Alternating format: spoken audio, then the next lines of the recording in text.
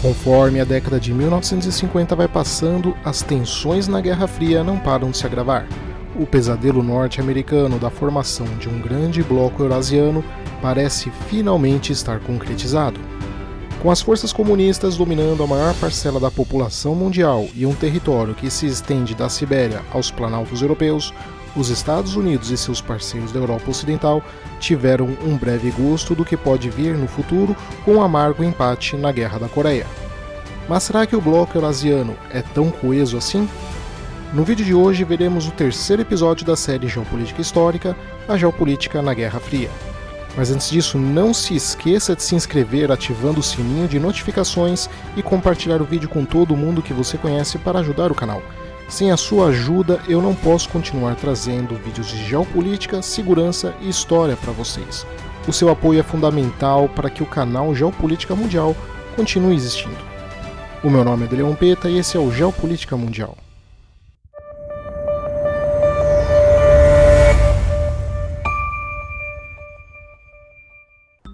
Estamos em 1955 e a situação da geopolítica mundial é a seguinte. Os Estados Unidos lideram a organização do Tratado do Atlântico Norte, encabeçando uma linha de contenção à União Soviética a partir da Europa Ocidental. No Oriente, os Estados Unidos tentam com dificuldade amarrar uma coalizão anticomunista. Ao olhar o mapa, a situação é preocupante, com os países asiáticos sendo pintados de vermelho numa velocidade maior do que a capacidade de reação americana. O empate na Guerra da Coreia desce na garganta dos Estados Unidos como uma derrota e na garganta chinesa como uma vitória. Diante desse contexto, estrategistas norte-americanos começam a questionar se os Estados Unidos e a OTAN não perderam a janela histórica de derrotar a União Soviética. Afinal, não só agora os soviéticos possuem armas nucleares, mas lideram números que, somados com seus aliados, formam uma massa humana gigantesca. Colunas assustadoras de tropas, uma crescente indústria e tudo isso sobre um mar de recursos minerais e energéticos. A estratégia norte-americana herdada do Império Britânico, a de evitar um bloco eurasiano, parece estar falhando. Porém, ao olharmos para dentro do bloco liderado pela União Soviética, o Pacto de Varsóvia, vemos que a situação não é tão confortável assim, e o bloco não é tão coeso. Além da Iugoslávia, que desde 1948 havia se afastado da União Soviética stalinista, outros países começam a questionar a liderança de Moscou. E o primeiro movimento sério que mostra as rachaduras internas comunistas se dá em 1956 na Polônia, após a morte do líder comunista linha dura da Polônia, Bolesław Bierut, abrindo espaço para movimentos anticomunistas que se manifestam nos protestos de Poznań. Com uma multidão de aproximadamente 100 mil pessoas se reunindo no centro da cidade contra o governo socialista e na periferia da cidade, soldados sendo desarmados pela população que também capturam armas e tanques do exército polonês, o fato é aterrorizador para Moscou, supondo que o governo polonês seja fraco demais para conter a situação, e temendo ainda que este efeito gere uma reação em cadeia por todos os países do bloco socialista. Com isso, a União Soviética decide então pelo envio de forças armadas para sitiar e ocupar a cidade, com o governo polonês fantoche soviético reprimindo violentamente os protestos com o envio de cerca de 400 tanques e 10 mil soldados do Exército Popular Polonês.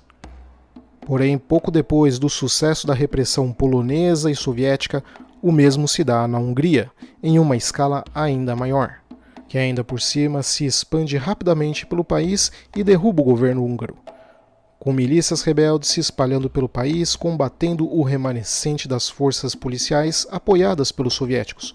O país entra literalmente em guerra civil e a sua saída parece iminente, fazendo com que Moscou ameace reagir com força para suprimir os rebeldes. A população húngara, sabendo da movimentação do Exército Vermelho, anuncia sua vontade de se retirar do Pacto de Varsóvia e apela pela proteção das Nações Unidas.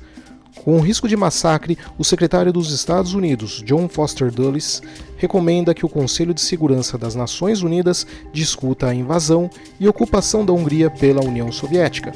Enquanto nos bastidores do poder em Washington, a liderança dos Estados Unidos calcula a real possibilidade de intervir diretamente na Hungria. Porém, outro evento toma proporções, bagunçando a estratégia norte-americana e atrapalhando a esperança húngara. Longe dali, no Egito, a crise de Suez toma forma. A Grã-Bretanha procurou induzir o presidente do Egito, Gamal Abdel Nasser, a aceitar o seu domínio histórico, enquanto os Estados Unidos tentaram atrair Nasser para sua grande estratégia de contenção ao socialismo.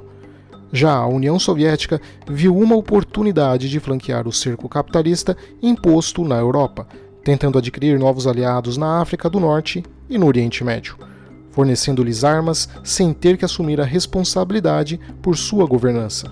Nasser, por sua vez, habilmente usou essa conjunção de interesses e impulsos para colocar os vários atores uns contra os outros.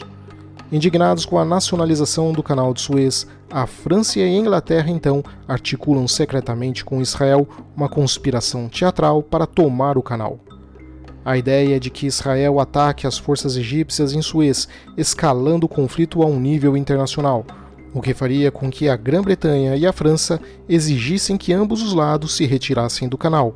Como não previam não haver retirada nem de Israel e nem do Egito, a aliança inglesa e francesa então ocuparia o canal para falsamente apaziguar os ânimos. O plano tinha tudo para dar certo se não fosse o fato de que 24 horas após o ataque inicial de Israel, os próprios Estados Unidos apresentaram uma resolução dura no Conselho de Segurança ordenando que as forças armadas israelenses se retirassem imediatamente.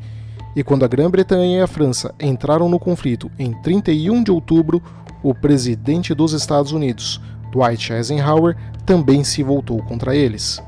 Além de ser totalmente inconsistente com a diplomacia em curso da época, a tomada do Canal de Suez pelos ingleses e franceses tentaria estabelecer alguma espécie de regime internacional sobre a operação do canal. Contudo, o conluio da manobra entre França, Inglaterra e Israel foi muito transparente e óbvia, não convencendo ninguém e ficando claro que tal interpretação fora armada e orquestrada cinicamente.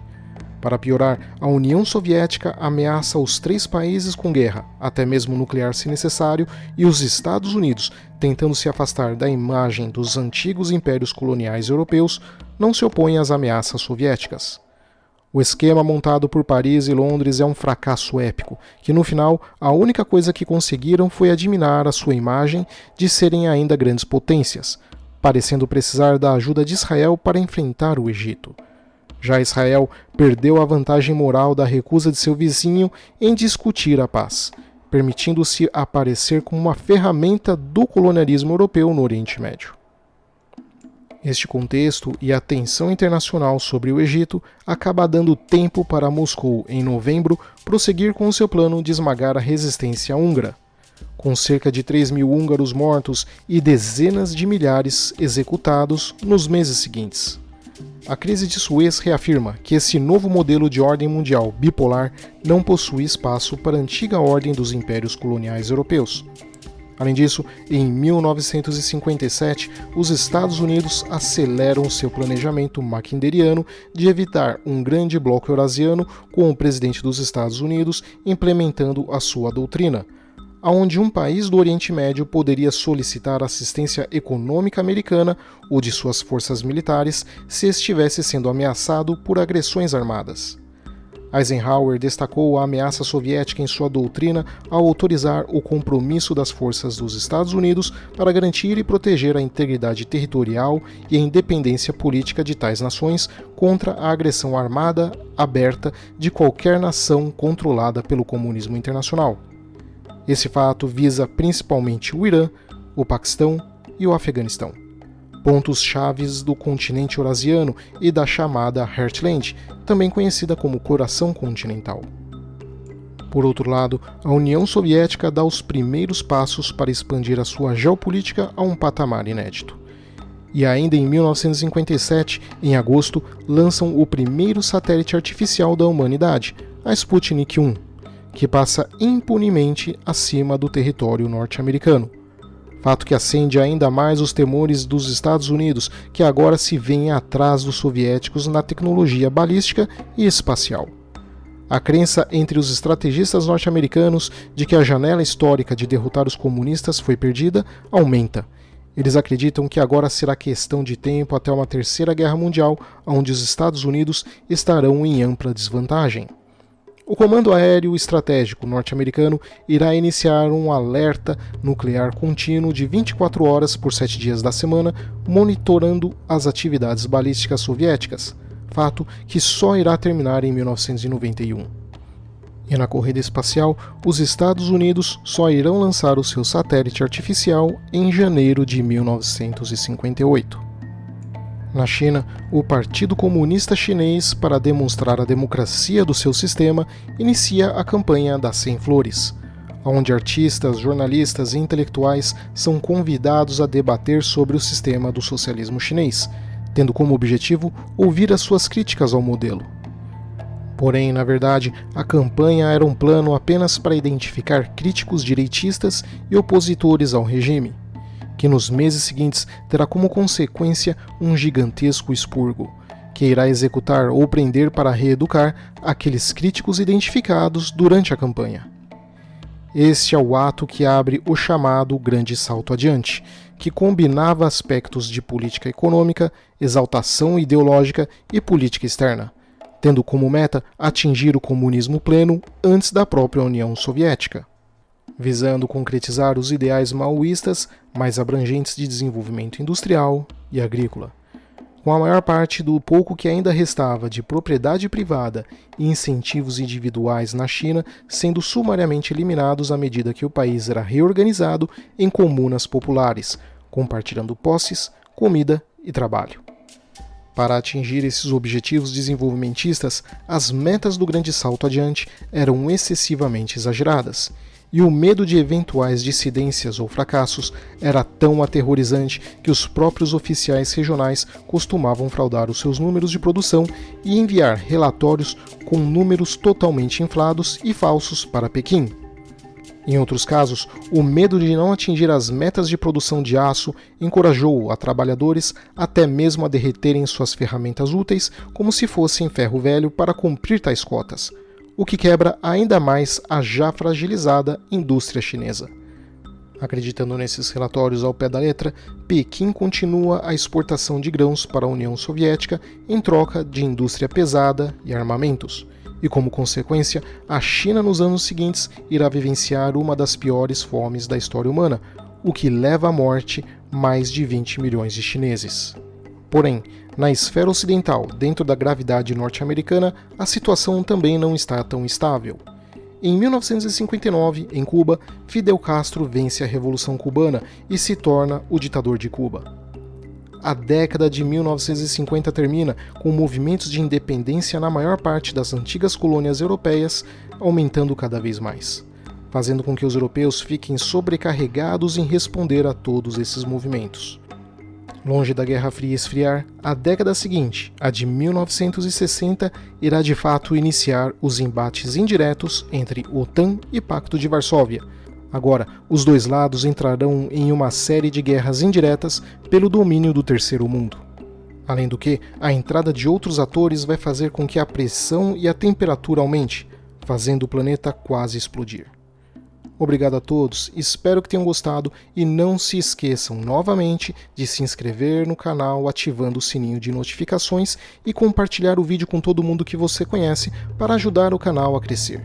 Sua ajuda é fundamental na existência desse canal. Abraços e até a próxima.